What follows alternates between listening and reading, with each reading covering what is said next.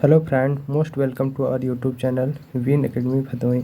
सो friend, पिछली video में हम देखे थे कि प्राचीन इतिहास के स्रोत कहाँ कहाँ से मिले थे, यानी प्राचीन इतिहास के बारे में कहाँ कहाँ से जानकारी मिली थी। तो पिछले वीडियो में हम देखे थे कि पुरातात्विक स्रोत से जानकारी मिली थी, कुछ विदेशी यात्रियों के द्वारा जानकारी मिली थी। तो पुरातात्विक स्रोत में हम देखे थे कि जैसे कुछ अभिलेख हो गए, कुछ सिक्के हो गए, जिसके द्वारा हमें प्राचीन इतिहास के बारे में जानकारी मिलती है। और जो विदेशी यात्री थे, फायान, वेनसांग, शेयोंगन, ये सब आए थे, इससे भी हमें जानकारी मिलती थी।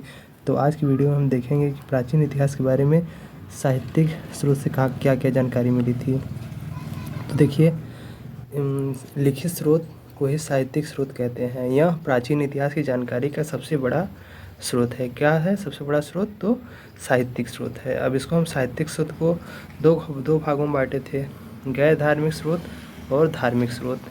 तो गैर धार्मिक स्रोत जो है, इसका संबंध किसी भी धर्म से नहीं होता। जैसे अर्थशास्त्र हो गया, अर्थशास्त्र का संबंध राजनीति से है, जिसके लेखक चाणक्य थे।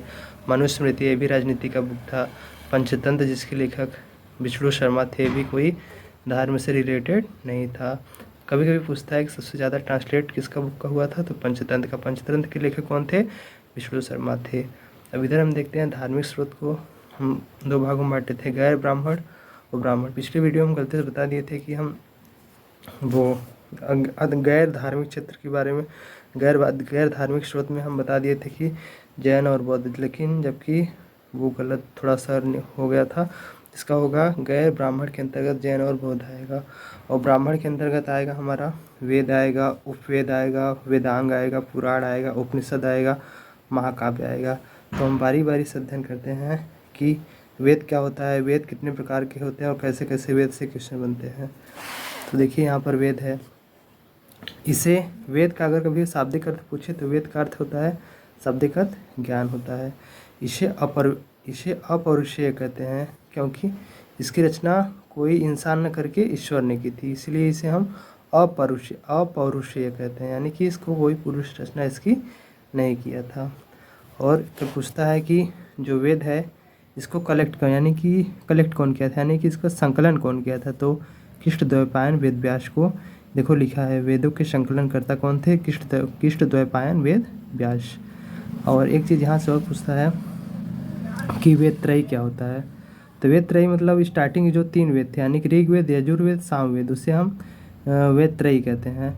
जबकि वो जो लास्ट वाला अथर्ववेद था उसको वेद त्रयी में शामिल नहीं करते वो, क्योंकि वो गुरुकुल में लिखा गया था। और जो 3 वेद थे वो आरण्यक, यानी कि जंगल में लिखे गए थे। तो देखिए, स्टार्टिंग के 3 वेद ही थे, इसलिए इसे वेद त्रयी कहा गया। अथर्ववेद को बाद में शामिल किया गया, इसलिए इसे अथर्ववेद को वेद त्रयी में शामिल नहीं करते हैं। अब देखते हैं वेद कितने प्रकार के होते हैं। तो वेद देखिए, वेद मोस्टली 4 प्रकार के होते हैं, ऋग्वेद, यजुर्वेद, सामवेद, अथर्ववेद। हम इतने दिन से पढ़ते चले आ रहे हैं। तो देखिए, ऋग्वेद से क्या क्या क्वेश्चन पूछता है। ऋग्वेद में शूद्र की चर्चा किसमें है? तो ऋग्वेद में। सोम देवता की चर्चा ऋग्वेद में। जंगल के देवता की चर्चा भी किसमें है? ऋग्वेद में। इसमें ऋग्वेद में 10 मंडल है, 1028 सूक्त है और 562 ऋचाएँ। कहीं कहीं 562 रहता है, कहीं कहीं 580 रहता है, इसमें ऋचाएँ इतनी है। और गायत्री मंत्र की चर्चा भी किसमें है? ऋग्वेद में है। गायत्री मंत्र में किस चीज़ के बारे में है? तो उसमें सूर्य देवता के बारे में चर्चा है। और ये ऋग्वेद का जो ज्ञानी है उसे हम होत कहते हैं। बहुत बार पूछा है, जितनी बार कहेंगे उतनी कम ही है। ऋग्वेद के ज्ञानी क्या कहते हैं? होत कहते हैं। और कभी पूछता है दशराज युद्ध की चर्चा भी किसमें है? ऋग्वेद में। हमें लर्न करना पड़ेगा, बाकी कोई ऑप्शन नहीं है। ऋग्वेद के बाद हम देखते हैं यजुर्वेद। तो यजुर्वेद में बस पूछता है कि ये जो यजुर्वेद है वो गद्य पद्य दोनों में लिखा गया। और इसके जो ज्ञानी है, इसके ज्ञानी को क्या कहेंगे? अर्धर्यु कहेंगे। और जो ऋग्वेद था उसके ज्ञानी को क्या पढ़े हैं? होत्र कहते हैं, होत्र। और इसके ज्ञानी को अर्धर्यु। इसमें क्या था? इसमें युद्ध की चर्चा है, यज्ञ की चर्चा है। इसका जो उपवेद है वो धनुर्वेद है। इसको हम एक जगह भी कलेक्ट करके आगे लिखे हुए हैं कि किस वेद का उपवेद कौन सा है। तो यजुर्वेद का उपवेद धनुर्वेद है। तीसरा हम देखते हैं सामवेद। क्या? सामवेद का शाब्दिक अर्थ है, यानी गाने से रिलेटेड सामवेद। संगीत किस में चर्चा है? जैसे भारतीय संगीत का जन्म सामवेद में ही हुआ है। अब इसके जो ज्ञानी है उसे क्या कहते हैं, उद्गाता कहते हैं। क्या कहते हैं, उद्गाता। तो आप इसको मोस्टली सब बार बार अगर पढ़ेंगे तो अपने ऑटोमेटिक याद हो जाएगा। जैसे बार बार बोलिए ऋग्वेद, यजुर्वेद, सामवेद, अथर्ववेद, और इधर बोलिए होत होत अधर्यु उद्गाता, और वो इसके ब्राह्मण है अथर्ववेद का भी, अथर्ववेद का देखेंगे। लेकिन ऐसे बार आप बोलेंगे ऋग्वेद, यजुर्वेद, सामवेद, अथर्ववेद, और होत अधर्यु उद्गाता और ब्रह्मा।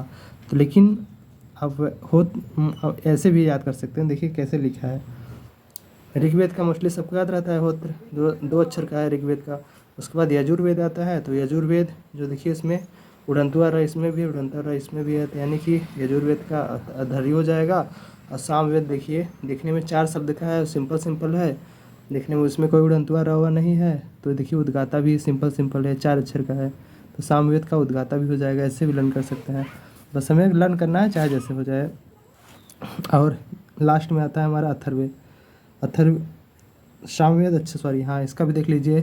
सामवेद का उपवेद गंधर्ववेद है, इसके ज्ञानी को नारद कहते हैं। गंधर्ववेद का जो ज्ञानी है उसे नारद कहते हैं। लास्ट में हम देखते हैं अथर्ववेद। अथर्ववेद के ज्ञानी को हम ब्रह्मा कहते भी बताए हैं। इसका उपवेद शिल्पवेद है। इसमें जादू, टोना, वशीकरण, औषधि की चर्चा है। इसमें शल्य चिकित्सा की चर्चा है, बहुत बार पूछा। शल्य चिकित्सा की चर्चा किसमें है, अथर्ववेद में है। जादू टोना की चर्चा किसमें है, अथर्ववेद में है। अथर्वा ऋषि ने इस वेद को लिखा था, इसलिए इसका नाम अथर्ववेद था। इसी में पाटलिपुत्र, पटना, अच्छा सॉरी हाँ, ये मतलब जो अथर्ववेद है इसी में एक चीज़ लिखा है कि जो पाटलिपुत्र जो पटना है उसे अछूतों की भूमि कहते हैं। इसी वेद में लिखा, अथर्ववेद में। आगे हम तो वेदों के बाद अब हम देखते हैं उपवेद को। अभी हम पढ़े भी हैं कि जो ऋग्वेद था उसका उपवेद क्या था, यजुर्वेद का उपवेद का था। तो हम उपवेद को क्या है, उपवेद के बारे में देखते हैं। वेदों को अच्छी तरह से समझने के लिए उपवेद की रचना की गई है। सभी वेद के अपने अपने उपवेद, यानी कि वेद को अच्छी तरीके से समझना है, पढ़ना है, उसके छोटे छोटे खंड लिखे गए थे, उसी को हम उपवेद कहते हैं। तो देखिए ऋग्वेद का उपवेद आयुर्वेद, यजुर्वेद का उपवेद धनुर्वेद, सामवेद का उपवेद गंधर्ववेद, और अथर्ववेद का उपवेद शिल्पवेद। नोट में देखिए यहाँ कुछ लिखा है। वैसी पुस्तक जिसकी रचना जंगल में की गई हो, इसकी संख्या 7 है। अथर्ववेद को छोड़कर सभी पुस्तक आरण्यक है, यानी कि अथर्ववेद जो है वो आरण्यक नहीं है, बाकी जितने भी बुक हैं मोस्टली वो आरण्यक में यानी जंगल में लिखे गए। अब देखते हैं वेदांग क्या होता है। वेदों के अंग को वेदांग कहते हैं। पहले ही पढ़े थे हम वेद, फिर उपवेद पढ़े, वेदांग पढ़ रहे हैं। तो वेदों के अंग, वेदों का जो छोटा छोटा अंग है उसी को हम वेदांग कहते हैं। इनकी संख्या 6 है। इसका एक ट्रिक है याद करने का। ब्याजो निशी कच्छ।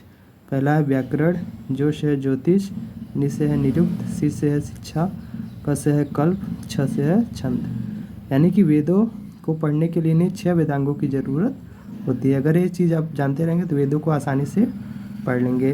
तो देखिए सबसे इसमें बड़ा वेद पूछता है, बड़ा वेदांग कौन सा है, तो व्याकरण की सबसे बड़ी किताब है।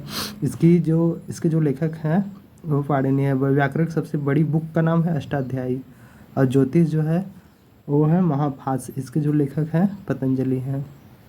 अब आगे हम देखते हैं पुराण के बारे में। तो पुराण की संख्या जो है वो 18 है। इसकी रचना महर्षि लोमहर्ष एवं उग्रश्रवा ने किया था। इसे 5वां वेद कहते हैं या फिर वेदों का वेद कहते हैं। इससे प्राचीन राजवंश की जानकारी मिलती है। स्त्री एवं शूद्र इसे पढ़ नहीं सकते थे, केवल सुन सकते थे। तो उससे कुछ इंपॉर्टेंट पुराण भी यहाँ पर है।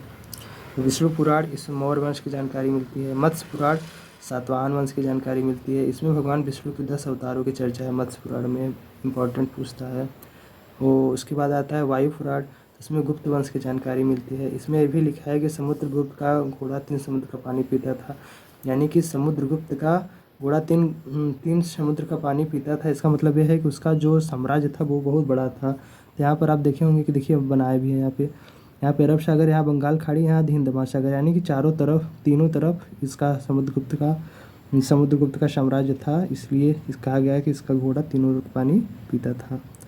आगे उपनिषद के बारे में देखते हैं। अब उपनिषद क्या होता है देखिए। इसका अर्थ होता है गुरु के समीप बैठकर ज्ञान प्राप्त करना। अगर पूछे उपनिषद की संख्या कितनी है तो 106 है, बट इसमें 13 को ही मान्यता मिली है, बाकी को मान्यता नहीं मिली है। उपनिषद में ब्राह्मणों से ज़्यादा राजपूतों को मान्यता प्राप्त थी। बृहद नारायण उपनिषद यह सबसे प्राचीन एवं बड़ा उपनिषद है। पूछता है सबसे बड़ा एवं प्राचीन उपनिषद कौन सा है, तो बृहद नारायण उपनिषद। अब देखिए कंठो उपनिषद, इसमें ओम की चर्चा है, यम नचिकेता की भी चर्चा है। मुंडकोन उपनिषद, इसमें सत्यमेव की जयते की चर्चा है। श्वेताश्वरू उपनिषद, इसमें सत्यम शिवम सुंदरम की चर्चा है। जालो उपनिषद, इसमें ब्रह्मा विष्णु महेश की चर्चा है। त्रिमूर्ति की चर्चा है। 4 आश्रम बताए गए, 4 आश्रम की चर्चा भी है, जैसे ब्रह्मस्थ हो गया, गृहस्थ हो गया, वानप्रस्थ हो गया और सन्यासी हो गया। 4 आश्रम की चर्चा किसमें है, जालो उपनिषद में। एक है आपोप उपनिषद, आपोप लिखा लेके पढ़ते हैं इसे आपो उपनिषद। आपो उपनिषद सबसे बाद का उपनिषद है, ये अकबर के टाइम का उपनिषद है। तो हमने देखा कि प्राचीन इतिहास के बारे में जो साहित्यिक स्रोत थे उसके बारे में कैसे कैसे प्राचीन इतिहास के बारे में जानकारी मिली है। आगे की वीडियो हम देखेंगे कि साहित्यिक प्रमुख कुछ साहित्य भी हैं जिससे रिलेटेड क्वेश्चन कुछ पूछता है। तो चलिए वीडियो को यहीं पर एंड करते हैं अब।